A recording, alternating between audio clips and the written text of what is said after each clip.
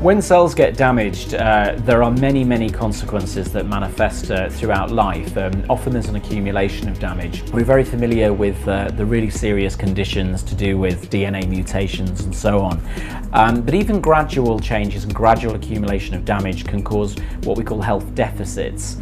You can get that as a generalized increase in rate of aging. You can see things like neurodegeneration. You can see things like blood vessel integrity reduction. That can lead to things like poor cardiovascular health, or even poor blood nutrition to the skin. So you start to see changes in your skin condition and so on. Now, inside cells, they're a little bit like car engines. In car engines, you'll have your exhaust fumes, you'll have all the stuff that's being produced because of the engine. Cells have exactly the same thing going on. So there's lots of compounds which are produced just as part of that combustion, if you like.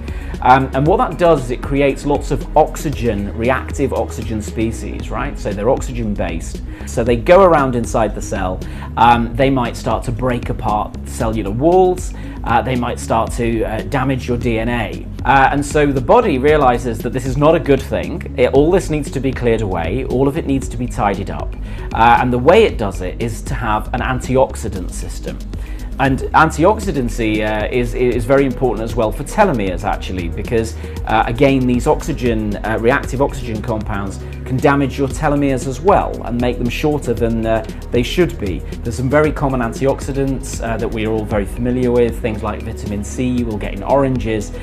What's less well known is other ingredients, natural actives, like things like sea buckthorn, for instance, where you're going to get 12 times the amount of vitamin C that you would actually get in an orange.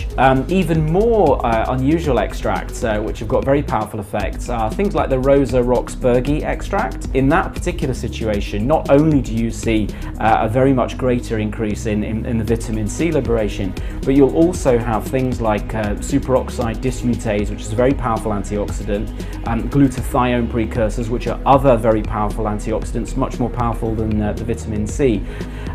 What you also see, even in experiments where you look at perhaps creatures like fruit flies, Rosa Roxburghi extract can increase the lifespan of those from about 70 to 80 days. So the turnover of cells is being slowed down there as well. So ingredient input and what you're choosing to have in your diet is really critical for making sure that the cell function is extended for as long as possible.